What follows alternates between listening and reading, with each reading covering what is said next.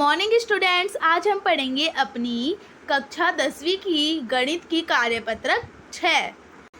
आज है तिथि 16/7/2021।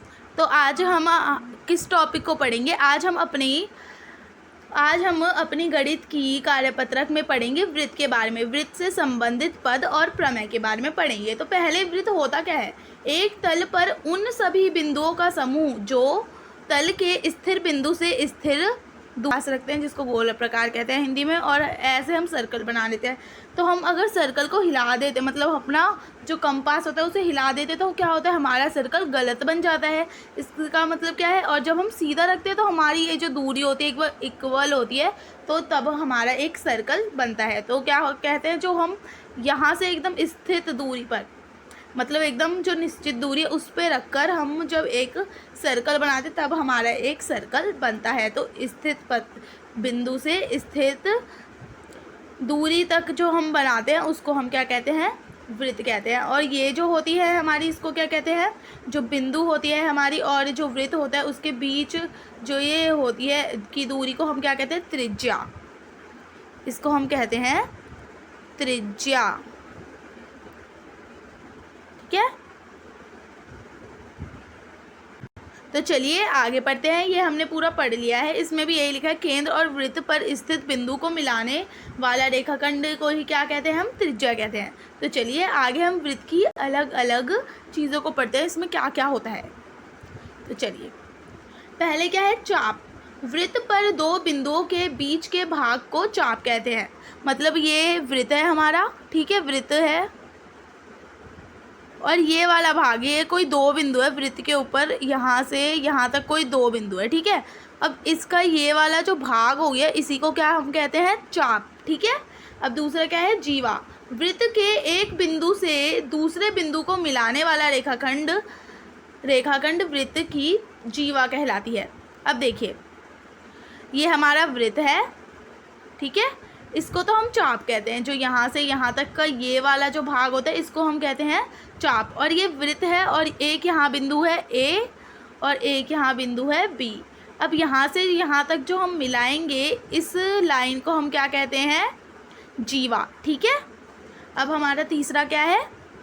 और ये भी देखिए, केंद्र से गुजरने वाली जीवा को व्यास कहते हैं। ये हमारा वृत्त है और ये हमारा केंद्र है। अब यहाँ पे ए है और यहाँ पे बी है। जब हम इसको केंद्र से गुजारेंगे तो ये क्या होता है? सबसे बड़ी जीवा होगी, ठीक है। अब अगला क्या है हमारा? त्रिज्याखंड। त्रिज्याखंड चाप के दोनों सिरों को केंद्र से मिलाने वाली वाली त्रिज्याओं और चाप के मध्य क्षेत्र को त्रिज्याखंड कहते हैं। मतलब देखिए, इसमें इस पिक्चर में देखिए, ये क्या है हमारी? ये चाप है, ठीक है, इसको हम चाप कहते हैं। और चाप को केंद्र से मिलाने वाली जो त्रिज्याएं हैं उसके बीच का ये जो भाग है, ये हमारी चाप, और ये त्रिज्याएं जो कि ये इस चाप को केंद्र से मिला रही है, और ये जो बीच का भाग है इसको हम क्या कहते हैं? त्रिज्याखंड। इसको ही हम कहते हैं त्रिज्याखंड, ठीक है। तो चलिए अगला क्या है हमारा? अगला हमारे को वृत्तखंड के बारे में पढ़ना है। जीवा और चाप के मध्य क्षेत्र को वृत्तखंड कहते हैं। अब ये देखिए, ये हमारी क्या हमने अभी पढ़ा था? जीवा क्या होती है और चाप क्या होती है। तो चाप तो ये होती है जो ये वाला हिस्सा होता है ना। और जीवा क्या होती है? ये ए और बी बिंदु है, कोई उसको जो मिलाते हैं हम वृत्त के अंदर से, उसको हम कहते हैं जीवा। तो ये हमारी हो गई जीवा, ये है हमारी चाप, और इसके बीच का भाग, ये पूरा जो हमारा भाग होगा इसके बीच का, इसको हम क्या कहते हैं? वृत्तखंड, ठीक है। ये यहाँ पे आएगा वृत्तखंड, ठीक है, समझ गए?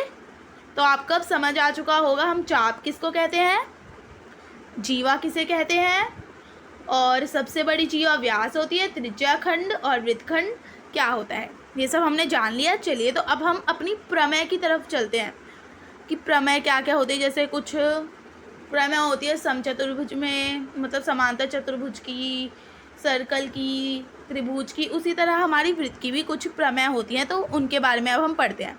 तो हमारी पहली प्रमेय में कहा गया है, हमारी पहली प्रमेय में क्या कहा गया है, वृत्त की बराबर जीवाएं केंद्र पर बराबर कोण आंतरित करती हैं। मतलब ये हमारा एक वृत्त है, ठीक है।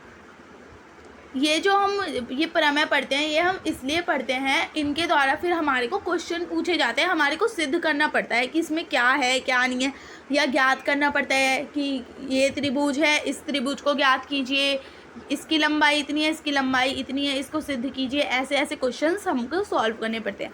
तो ये देखिए, ये क्या है, हमारा वृत्त। वृत्त की बराबर जीवाएं, हम जानते हैं जीवाएं क्या होती है, जीवा ये होती है, जीवा से जो केंद्र पर, ये केंद्र पर आंतरिक जो कोण होते हैं, मतलब ये एक कोण, ये दो कोण, जो कि जीवा द्वारा, इस जीवा द्वारा बनाए गए हैं। तो ये अगर हमारी ये जीवाएं बराबर होंगी तो ये यहाँ पर जो कोण बनेंगे वो भी क्या होंगे, बराबर। और इसी का विलोम होता है। और इसका विलोम क्या कहता है, इसका विलोम यह कहता है, विलोम यदि एक वृत्त की जीवाओं द्वारा केंद्र पर आंतरिक कोण बराबर हो तो जीवाएं बराबर होती हैं। मतलब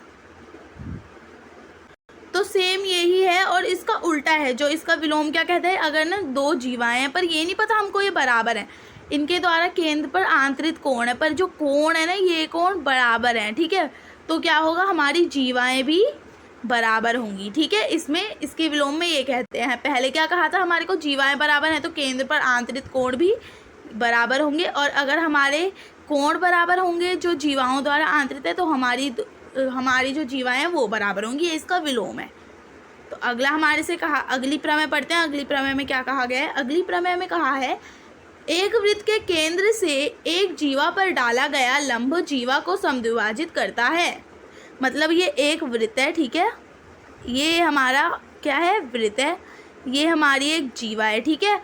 अब जीवा पर केंद्र, ये केंद्र है यहाँ पर जहाँ ओ है, और यहाँ से अब जीवा पर जो लंब डाला जाएगा वो जीवा को क्या करेगा, दो बराबर भागों में बांट देगा। मतलब ये और ये क्या होगी, बराबर होगी।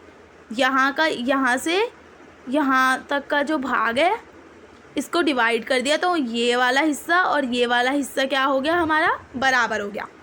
अब इसी का उल्टा क्या कहा है, इसका विलोम भी है। विलोम एक वृत्त के केंद्र से जीवा को समद्विभाजित करने के लिए खींची गई रेखा जीवा पर लंब होती है। अभी देखिए इसका विलोम क्या है, एक जीवा है जो कि वृत्त की एक जीवा है।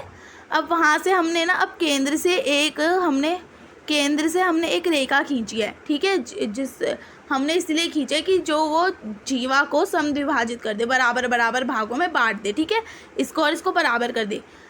तो क्या होता है, जो हम डालते हैं बराबर करने के लिए एक रेखा, तो उसको वो क्या होती है, लंब होती है, वो जीवा के ऊपर लंब होती है। पहले तो हमारे को क्या था, एक लंब जब जीवा पे गिरता है तो वो जीवा को समद्विभाजित कर देता। और इसी का उल्टा हमारे को ये बताया गया है कि यदि एक जीवा पर हम केंद्र से एक रेखा डालते हैं, यदि हम जीवा पर केंद्र से एक रेखा डालते हैं तो वो क्या होती है, वो रेखा लंब होती है।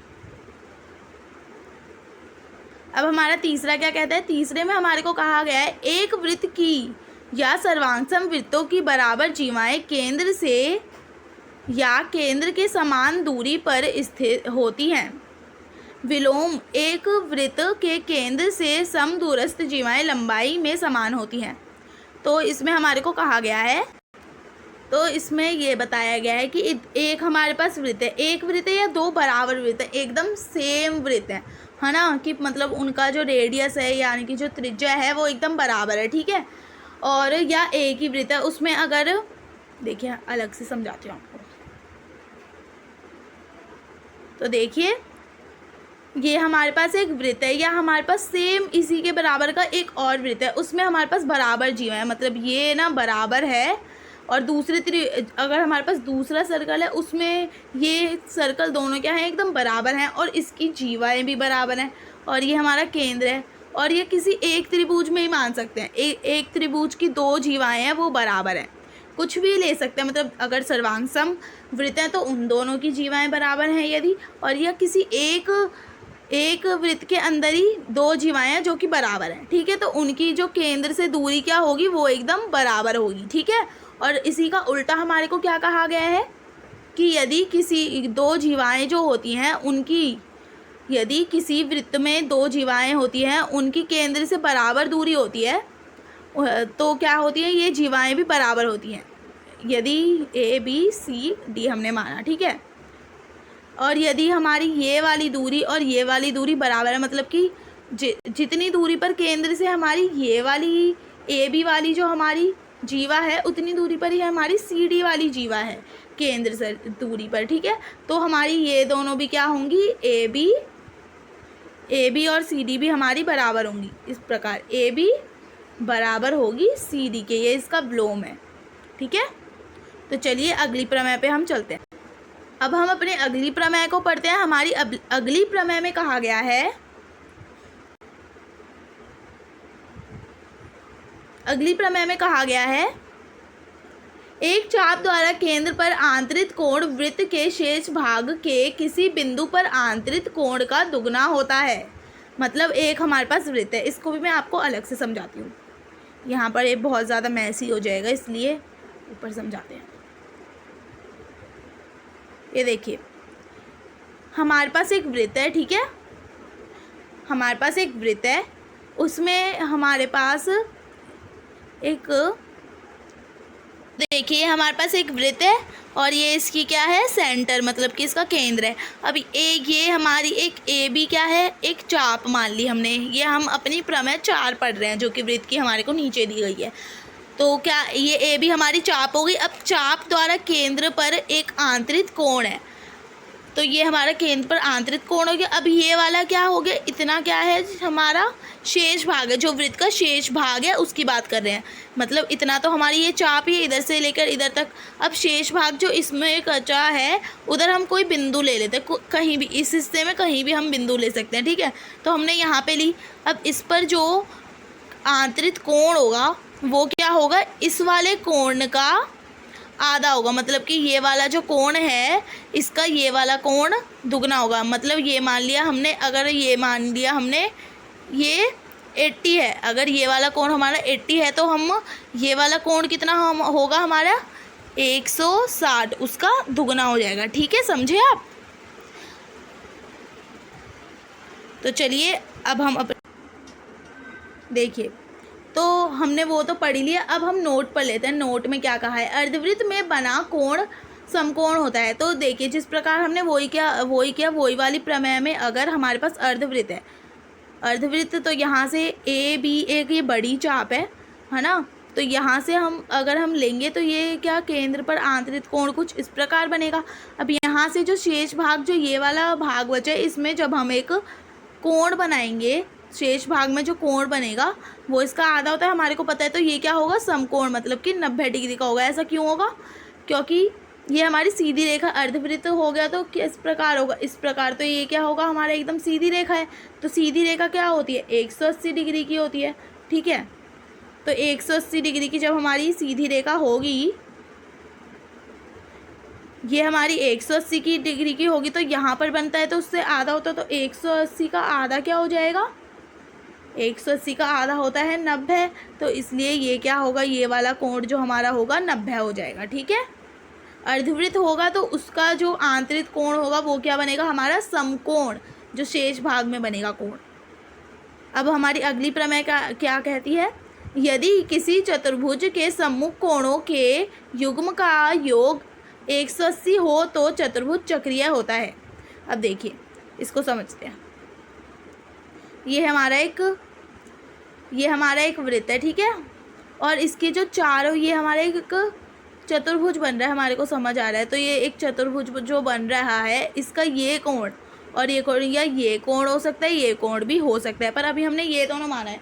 अगर इन दोनों का योग हमारा, इस कोण और इस कोण का योग हमारा, मतलब कि ये कोण ए है मान लिया, और दूसरा कोण, इसका सामने वाला कोण क्या है, सम्मुख, मतलब सामने वाला कोण, तो ए माना है हमने इसको, और इसको हमने बी माना है। तो इसके सामने वाला कोण ये है, तो इसका अगर ये दोनों को प्लस करके 180 डिग्री आता है, तो मतलब ये जो हमारा ये जो पूरा चतुर्भुज बन रहा है एक, ये क्या होगा, चक्रीय चतुर्भुज होगा, ठीक है। और क्या लिखा है, और हमारे को कहा है एक चतुर्भुज ए बी सी डी चक्रीय कहलाता है यदि उसके चारों शीर्ष वृत्त पर होते हैं। और पहला तो हम ऐसे चेक कर सकते हैं कि यदि अगर सम्मुख कोण है और उनका योग 180 डिग्री होगा तो वो क्या होगा, चक्रीय चतुर्भुज। और दूसरा क्या होगा, अगर कोई सर्कल है और उसमें ये ऐसे ये जो चार शीर्ष है, मतलब उसके जो शीर्ष हैं किसी चतुर्भुज के, वो अगर हमारे वो वृत्त के ऊपर स्थित है, वृत्त के ऊपर स्थित, देखिए एकदम वृत्त पर स्थित है, तो ये क्या होगा, हमारा चक्रीय चतुर्भुज होगा। ठीक है, चतुर्भुज। अब अगला हमारे से क्या कहा गया है, अगला हमारे से कहा गया है एक ही वृत्त के कोण, वृत्तखंड के कोण बराबर होते हैं। ये हमारा एक वृत्तखंड है, हमारे को पता है ना वृत्तखंड क्या होता है, ये इस भाग को हम वृत्तखंड कहते हैं। अब वृत्तखंड से जो बने हुए कोण, एक ये कोण है, एक ये कोण है। आप सोचेंगे ये भी है, परंतु ये हमारा इससे नहीं मिल रहा, मतलब कि हमारे वृत्त से टच नहीं हो रहा है ना, वृत्त पर स्थित नहीं है, अंदर है उसके। तो ये वाला कोण और ये वाला कोण क्या होगा, हमारा बराबर होगा। ये है ए और ये है बी, और ये एक ही वृत्तखंड से बने हुए हैं दोनों के दोनों, है ना, दिख रहा है आपको, ये दोनों एक ही से मिले हुए हैं। तो क्या होगा, कोण ए बराबर होगा कोण बी के। ठीक है, तो इसी से हमारी छह प्रमेय हैं वो कंप्लीट होती हैं, है ना। तो ये वैसे हम 9th क्लास में भी इन प्रमेय को पढ़ चुके हैं, परंतु हम अभी रिवीजन कर रहे हैं, एक तरह से हम ना अपने को वार्म अप कर रहे हैं आगे जो मैथ आएंगे उनको सॉल्व करने के लिए। पहले थोड़ी सी हमारे को थोड़ा मैथ को स्ट्रॉन्ग करना है ना, इसलिए ये सब पढ़ रहे हैं। तो चलिए अब हम अपने क्वेश्चन आंसर्स की तरफ चलते हैं। बहुत ईजी क्वेश्चन आंसर्स हैं, बहुत जल्दी हो जाएंगे। तो पहला क्या है, वृत्त की सबसे बड़ी जीवा क्या होती है। हमारे को पता है वृत्त की सबसे बड़ी जीवा होती क्या है, तो इस वृत्त की जो सबसे बड़ी जीवा है हमने ऊपर पढ़ा था, होती है व्यास। तो हम क्या लिखेंगे, पहले का आंसर क्या होगा, व्यास। ठीक है, अब दूसरे का आंसर देखते हैं। जीवा और चाप के मध्य क्षेत्र को डैश कहते हैं। जीवा ये हमारा एक वृत्त है, ये हमारी जीवा है और ये हमारी चाप है, तो इसके बीच के भाग को क्या कहते हैं, वृत्तखंड। ठीक है, तो वृत्तखंड लिख देते हैं। यहाँ का क्या होगा, हमारा दूसरे का आंसर होगा वृत्तखंड। ये हमारे दूसरे का आंसर हो गया वृत्तखंड। पहले का आंसर क्या है, व्यास। दूसरे का आंसर, ये पहले का आंसर है, ये दूसरे का आंसर है। ठीक है, यहाँ पे जो फिल इन द ब्लैंक्स है उसमें ऐड लिखना है। अब हमारा तीसरा कहा गया है, तीसरा फिल इन द ब्लैंक्स हमसे कहा गया है, त्रिज्या खंड चाप के दोनों शीर्षों को केंद्र से मिलाने वाली त्रिज्या और डैश के मध्य का क्षेत्र। मतलब त्रिज्या खंड किसको कहते हैं, चाप के दोनों सिरों को केंद्र से मिलाने वाली त्रिज्या और चाप, यहाँ क्या होगा, चाप के मध्य भाग क्षेत्र को हम त्रिज्या खंड कहते हैं। हमने पढ़ा था ना, ये हमारा वृत्त है और ये हमारी चाप है। चाप और जो क्या कहते हैं केंद्र से मिलाने वाली जो त्रिज्याएं होती है, उसके जो बीच के भाग होता है, चाप और केंद्र को मिलाने वाली त्रिज्याओं के बीच के भाग को त्रिज्या खंड कहते हैं। तो यहाँ पे हमारा क्या आएगा आंसर, इधर हम भरेंगे चाप। ठीक है, तो तीसरे का आंसर है चाप। अब अगला क्वेश्चन क्या कहता है हमारे से, हमारे अगले क्वेश्चन में कहा गया है, दी गई आकृति में बी ओ सी एक वृत्त का व्यास है और ए बी बराबर है ए सी, तो हमारे को कोण ए बी सी ज्ञात करना है। तो देखते हैं चित्र कौन सा है, ये वाले चित्र की बात की गई है। ठीक है, तो इस वाले चित्र में ये क्या है, बी सी हमारा क्या है, व्यास है ये हमारा। ठीक है, ये हमारा व्यास हो गया। अब हमारे से कहा गया है ए बी और ए सी बराबर है, ए बी बराबर है ए सी, और हमारे को ये दिया गया है कि कोण दिया गया है, कोण ए बी सी किसके बराबर होगा, हमारे को फिल इन द ब्लैंक्स में भरना है। तो ए बी सी बराबर होगा कोण ए सी बी। और क्यों होगा, तो इसलिए होगा क्योंकि जो बराबर, ये हमने ये पढ़ा है, जो त्रिभुज होता है, हमने पिछली वर्कशीट में ये पढ़ा था कि जो त्रिभुज होता है उसकी यदि बराबर भुजाएं होती है तो उसके जो सम्मुख कोण होते हैं वो बराबर होते हैं। तो इसी प्रकार हमारी ये एक त्रिभुज बन रहा है। ठीक है, और हमारा ए सी और ए बी क्या है, बराबर है, तो ये कोण और ये कोण भी बराबर है, ये सम्मुख कोण है तो ये भी बराबर होंगे। तो हमारा आंसर क्या होगा, हमारे फोर्थ का आंसर होगा, हमारे फोर्थ का आंसर है कोण ए सी बी। ठीक है, हमारे फोर्थ का आंसर है कोण ACB, ये वाला, ये कोण इसके बराबर है, क्योंकि हमारी ये जो भुजाएं हैं त्रिभुज की ये बराबर है, इसलिए ये कोण भी बराबर है। चलिए तो अगले क्वेश्चन को पढ़ लेते हैं। अगले क्वेश्चन में हमारे से कहा गया है यदि सर्वांगसम वृत्त की जीवाएं AB और CD केंद्र पर बराबर कोण आंतरित करती हैं। यदि हमारे पास एक सर्वांगसम वृत्त है, यदि हमारे पास सर्वांगसम वृत्त की जीवाएं AB और CD केंद्र पर बराबर कोण बनाती है, मतलब हमारे पास एक सर्कल है, उसकी ये जीवाएं हैं, ठीक है। हमने ये एक प्रमेय द्वारा होगा जो हमने ऊपर पढ़ी है, ठीक है। तो ये क्या करती हैं, ये भी यहाँ पर कोण बनाती है केंद्र से और ये भी कोण बनाती है, और ये दोनों क्या है हमारी बराबर हैं, ये दोनों कोण हमारे बराबर है, तो हमारी जीवा भी बराबर होंगी, ऐसा हमने पढ़ा था। देखिए आपको प्रमेय भी दिखाती हूँ किस प्रमेय के द्वारा हुआ है। हमारे को यहाँ कहा गया है, हमारे को इसमें कहा गया है वृत्त की बराबर जीवाएं केंद्र पर बराबर कोण आंतरित करती हैं, और इसका विलोम क्या कहा गया था, यदि एक वृत्त की जीवाओं द्वारा केंद्र पर आंतरित कोण बराबर हो, मतलब केंद्र एक जीवाएं हैं उनके द्वारा जो वृत्त केंद्र पर आंतरित कोण होते हैं अगर वो बराबर होते हैं तो जीवाएं भी बराबर होती हैं। तो हमारे से यही कहा गया है इसके अंदर भी, ठीक है, सेम वही है, मतलब इसका जो विलोम था वही है। तो हमारा आंसर क्या हो जाएगा, क्योंकि हमारे कोण तो बराबर है, क्या लिखा है यहाँ पे, AB और CD जो जीव हैं उनके द्वारा केंद्र पर आंतरित कोण बराबर है, इसलिए हमारी क्या होगा, A सही होगा, क्योंकि AB और CD बराबर होंगे, क्योंकि उनके कोण क्या है बराबर होंगे, इसलिए जो जीवा AB और CD हैं वो भी हमारी बराबर होंगी। तो चलिए अब हम लास्ट क्वेश्चन पे चलते हैं ऑफ दिस वर्कशीट। तो हमारे लास्ट क्वेश्चन में कहा गया है AB और CD केंद्र O वाले वृत्त की दो बराबर जीवाएं हैं जिसमें कोण AOB 80 डिग्री है, तो हमारा कोण COD क्या होगा। तो इसका चित्र देख लेते हैं पहले, ये हमारा चित्र है, ठीक है, इसकी आकृति जो है इस वाले क्वेश्चन की। तो क्या आ गया है, एक वृत्त है, वृत्त में हमारे पास दो जीवाएं हैं, ठीक है, ये क्या है बराबर है। तो और हमारा कौन सा कोण, ठीक 2 मिनट, हमारा कोण AOC, हमारा कोण AOB क्या है हमारा, ये 80 डिग्री है, तो ये वाला भी क्या होगा हमारा 80 होगा। क्यों, पहला तो देखिए ध्यान से देखिए, वो छोटा है इसलिए आपको बड़े में बना के दिखा रही हूँ। हमारी क्या है ये जीवाएं, ये AB है और ये CD है, ठीक है, और यहाँ पे ये O है केंद्र।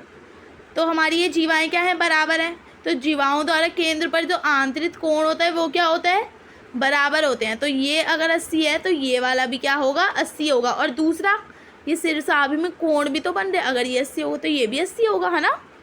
तो हमारा आंसर क्या होगा, क्वेश्चन नंबर C का आंसर क्या होगा, इस 6 का आंसर क्या होगा, कोण COD बराबर होगा 80 डिग्री। तो इसी के साथ हमारी वर्कशीट के सारे क्वेश्चन ख़त्म होते हैं, और हमने अच्छी तरह से सभी प्रमेय को समझ लिया है, वृत्त के भागों को समझ लिया है, वृत्त की परिभाषा को समझ लिया। इसी के साथ हम आपसे विदा लेते हैं अभी के लिए। हमारा ये वर्कशीट ख़त्म होती है, तो हमारी वीडियो को लाइक करें, शेयर करें और सब्सक्राइब करें। धन्यवाद।